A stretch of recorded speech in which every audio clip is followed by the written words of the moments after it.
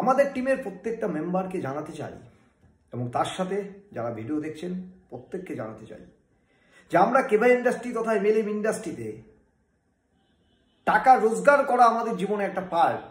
এই জন্য হয়তো আমরা স্টেপ ফেলেছিলাম, কিন্তু এই ইন্ডাস্ট্রিতে এডুকেটেড হওয়ার পরে আমরা ফিল করতে পারলাম সমাজে দেবার মতো অনেক কিছু আছে। ছোটবেলায় আমরা বুঝতে পারিনি সঠিকভাবে, হয়তো বা আমি ব্যক্তিগতভাবে পড়াশোনা করিনি, কিন্তু বড় হয়ে যখন বুঝতে পারলাম তখন আমার মনে হয়েছে আমার জন্য কেবা ইন্ডাস্ট্রি তথা এমএলএম ইন্ডাস্ট্রি আমার জন্যই ছিল, যার জন্য হয়তো বা ওই মুহূর্তে ভালো করে পড়াশোনা করিনি। ভালো করে পড়াশোনা করলে হয়তো বা অন্য প্রফেশনে যেতে পারতাম। কিন্তু পরবর্তীতে যখন নেটওয়ার্ক ইন্ডাস্ট্রিতে এসে টাকার জন্য স্টেপ ফালানোর পরেও যখন দেখতে পেলাম যে এখানে সমাজে দেবার মতো অনেক কিছু আছে, আজকের ডেটে টাকার প্রয়োজন আমার অনেক, আমিও সাকসেসের জন্য দৌড়াচ্ছি। এমন তো নয় যে আমি ইউটিউবের চ্যানেলে বা আপনাদের সামনে কথা বলছি জন্য আমি সাকসেসফুল হয়ে গেছি, এমনটা নয়। আমি সাকসেসের জন্য দৌড়াচ্ছি, কিন্তু এই সাকসেসের দৌড়ানোর সাথে সাথে আমার কিছু বার্তা আপনাদের সামনে পৌঁছে দিতে চাই। এই কারণে দেখুন, এই ইন্ডাস্ট্রিতে আমরা শুধু টাকা রোজগার করবার জন্য আসিনি। এই ইন্ডাস্ট্রির মাধ্যমে আজকের ডেটে ভারতবর্ষে প্রচুর বেকার সংখ্যা কিন্তু বেড়ে যাচ্ছে, কিন্তু এই ইন্ডাস্ট্রির মাধ্যমে আমরা সেই বেকারের কিছুটা পার্সেন্টেজ হলেও আমরা হয়তোবা সঠিক জায়গা করে দিতে পারবো যে তারা তাদের স্বপ্ন পূরণের রাস্তা হয়তো খুঁজে পেতে পারে।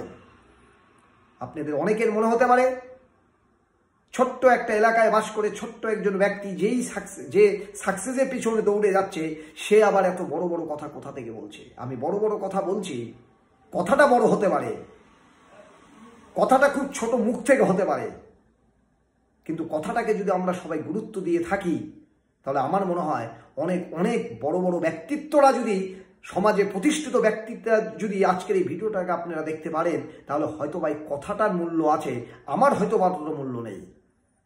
কথাটা হলো যে দেখুন, ছোট্ট একটা স্টোরির মাধ্যমে আমি এই জায়গাটা আপনাদের বোঝাতে চাই। হয়তো বা স্টোরিটা আপনারা প্রত্যেকেই জানেন। একটা জমিদার বাড়িতে, পুরনো জমিদার বাড়িতে হঠাৎ করে আগুন লেগে গেছে। ওখানে বানর এবং টুনটুনি বাস করত। পুরনো বাড়ি, কেউ বাস করতো না, বানর এবং টুনটুনি বাস করতো। কিন্তু আগুন যখন লেগে গেছে, গ্রামের আশেপাশের লোকজন ওই আগুন নেভানোর জন্য কিন্তু তারা চলে এসেছে রাত্রিবেলায়। তারা কিন্তু বালতিতে বালতিতে জল নিয়ে আসছে আর আগুন নেভানোর চেষ্টা চালাচ্ছে। ওই সময় বানর দেখছে আর টুনটুনি কি করছে, ঠোঁটে করে অল্প, তার ঠোঁটে যত পরিমাণ জল আটে সেই পরিমাণে ঠোঁটে করে জল নিয়ে আসছে আর আগুনের উপর দিচ্ছে আগুন নিভানোর জন্য। তখন বানর বলছে যে তুমি কি ভাবছো তোমার এই ঠোঁটের জলে এই আগুন নিভে যাবে? টুনটুনি বলেছে এটা আমিও জানি যে আমার ঠোঁটের জলে আগুন নিভবে না, কিন্তু যখন ইতিহাস রচনা হবে তখন লিস্টে থাকবে কারা কারা আগুন নিভানোর দলে ছিলেন, তখন কিন্তু আমার নামটা থাকবে। তাই আমিও আপনাদের সামনে সেই টুনটুনি পাখির মতো হয়ে আপনাদের সামনে এই ভিডিওর মাধ্যমে এসেছি। তাই সমাজে এই টুনটুনির পাখির মতো হয়েও সমাজে অনেক কিছু দেওয়া যেতে পারে এমএলএম ইন্ডাস্ট্রির মাধ্যমে, এই কেবা ইন্ডাস্ট্রির মাধ্যমে। এবং তার সাথে সাথে আমার একটা channel, YouTube channel MLM Bishnu, এই চ্যানেলটাকে কেন প্রকাশ করেছি? এখনো ভিউয়ার্স কিছু হয় না, এখনো লোকে দেখে না, কিন্তু আমার মনে হয়েছে যে আমাদের আওয়াজ সোশ্যাল মিডিয়ার মাধ্যমে লোকের কাছে পৌঁছে দেওয়া, সমাজের জন্য কিছু একটা ভালো কাজ হয়তো বা আমরা দিতে পারব। তাই মোটিভেশন একটা চ্যানেল, যে চ্যানেলটা আপনাদের প্রত্যেকের সাপোর্টে হয়তো বা সমাজে ভালো একটা বার্তা পৌঁছাতে পারে। সেই কারণে কিন্তু আজকে ছোট আকারে হলেও আমরা বিপিএস গ্রুপ সমাজে কিছু দিতে চাই।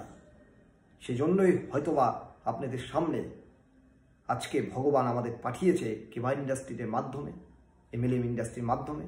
তাই আপনাদের সামনে যাতে আপনাদের আশীর্বাদ, ভগবানের আশীর্বাদে আজকে যাতে আমরা প্রত্যেকে বিপিএস গ্রুপে প্রত্যেকটা মেম্বার সৎ স্বচ্ছভাবে তাদের উচ্চ আকাঙ্ক্ষা পূরণ করার সাথে সাথে সমাজের প্রচুর লোকের যাতে উপকার করতে পারি, এই আশা রাখবো।